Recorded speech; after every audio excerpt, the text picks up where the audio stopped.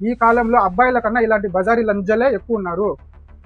ఈ లంజలకి పెళ్లికి ముందు 10 మందితో పడుకోవడానికి ధైర్యం ఉంటుంది, పెళ్లికి ముందు 10 సార్లు అబార్షన్ చేసుకోవడానికి ధైర్యం ఉంటుంది, పెళ్లి తర్వాత ఇట్లా పెళ్లికి ముందో లేకపోతే పెళ్లి తర్వాత పెళ్లి నిశ్చయమైన తర్వాత మొగుళ్ళని అండ్ ఫియాన్సీని చంపడానికి ధైర్యం ఉంటుంది.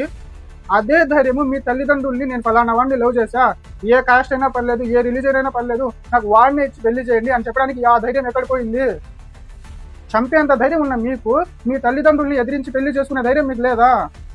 ఇలాంటి మృగాల్లాంటి లంజలు ఉన్నారు. ఇంతకాలం మనము మగాళ్ళే మృగాల్లాగా ఉంటారు అనుకునే వాళ్ళం. బట్ గత కొన్ని సంవత్సరాలుగా చూస్తా ఉంటే మృగాళ్ళ కన్నా దారుణమైన ఆడజాతి లంజలు కూడా ఉన్నారు. ఖచ్చితంగా మనం చూస్తున్నాము. ఈ సంవత్సరంలోనే, గత సంవత్సరం నుంచే మనం చూస్తున్న ఎన్నో కేసెస్ ఇలాంటివి. ఇలాంటి లంజల వల్ల ఇప్పుడు యువత, మగపిల్లలు అనేవాళ్ళు పెళ్లి అంటేనే భయపడతా ఉన్నారు. ఇలాంటి లంజల వల్ల, ఇలాంటి లంజల్ని ఇలా తీర్చిన వాళ్ళ తల్లిదండ్రుల వల్ల అనే దురుద్దేశంతో ఒక అమాయకుడికి ఇచ్చి పెళ్లి చేసేసాన్ని దాచిపెట్టి తర్వాత ఆ లంజలు వాడితో కాపురం చేయకుండా ఏం చేయకుండా తిరిగి మళ్ళీ వాళ్ళ మీదే దౌర్జన్యాలకు, కొట్టడాలకు వెళ్ళే పరిస్థితి ఉంది. అమ్మాయిల తల్లిదండ్రులు, అమ్మాయిలు చేస్తున్న ఈ అరాచకాలని ఏదో ఒక విధంగా కొత్త చట్టాలన్నా తీసుకొని వచ్చి మగజాతిని, ప్రస్తుతం మగజాతి చాలా అంటే చాలా ప్రాబ్లమ్స్లో ఉంది ఇలాంటి లంజల వల్ల, ఇలాంటి లంజల్ని కన్నా తల్లిదండ్రుల వల్ల.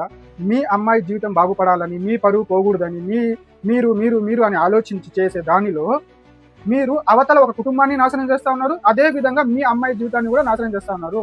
పిల్లల చుట్టూ తిరగాల్సిందే, జైళ్ళలో ఉండాల్సిందే. కనుక దయచేసి చెప్తా ఉన్నా, అమ్మాయిల తల్లిదండ్రులకు ఈ పాప మూట గట్టుకోకండి. పెళ్లి చేసేటప్పుడు ఎవరైనా సరే, అబ్బాయి తల్లిదండ్రులు కానీ అమ్మాయి తల్లిదండ్రులు కానీ 1కి 10 సార్లు వాళ్ళకి ఇష్టం ఉంటేనే పెళ్లిళ్ళు చేయండి. భయపెట్టో, అబద్ధాలు చెప్పో, మోసాలు చేసిన పెళ్లిళ్ళు నిలబడవు. మీరు ఎంత ట్రై చేసినా మీ జీవితాలతో పాటు మీరు అన్యాయంగా ముందర జీవితాలను కూడా, పక్కనుండే వాళ్ళ జీవితాలను కూడా నాశనం చేస్తున్నారు. ఆ పాపం ఇక్కడ కాకపోయినా భగవంతుడి దగ్గర కంపల్సరిగా మీరు ఆ పాపానికి సమాధానం చెప్పాల్సిందే. ఖచ్చితంగా ఆ రోజు అనేది వస్తుంది. కనుక దయచేసి చెప్తా ఉన్నా, ప్రతి ఒక్కరికి, అమ్మాయిలు కానీ అబ్బాయిలకు కానీ వాళ్ళ తల్లిదండ్రులకు కూడా చెప్తా ఉన్నా, దయచేసి మీ పిల్లలకి వాళ్ళకి ఇష్టమైన చోటే పెళ్లి చేయండి. ఆడవాళ్ళైనా మగవాళ్ళైనా మీకు మీ పెద్దవాళ్ళు చేసే పెళ్లి నచ్చకపోతే, ఇష్టం లేకపోతే ఏదో ఒక విధంగా అవతలి వాళ్ళకి తెలియజెప్పండి. నాకు ఈ పెళ్లి ఇష్టం లేదు, ఫలానా వాళ్ళని నేను లవ్ చేస్తున్నానో, లేకపోతే పెట్టుకున్నానో, పడుకున్నానో, ఏదో ఒక విధంగా వాళ్ళకి చెప్పి నేను చెప్తే నాకు ప్రాబ్లం అవుతుంది, మీకే ఇష్టం లేదని మీరే చెప్పి పెళ్లి క్యాన్సిల్ చేసుకోండి అని చెప్పి వాళ్ళ ముందే ఇంటిమేట్ చేయండి. అప్పుడు ఎవరికి ఎటువంటి ప్రాబ్లం లేదు, వాళ్ళ జీవితం వాళ్ళు వెతుక్కుంటారు, మీ జీవితం మీరు వెతుక్కోవచ్చు. అంతేకాని ఈ విధంగా చేసి ఇలా జీవితాలని మాత్రం నాశనం చేయకండి.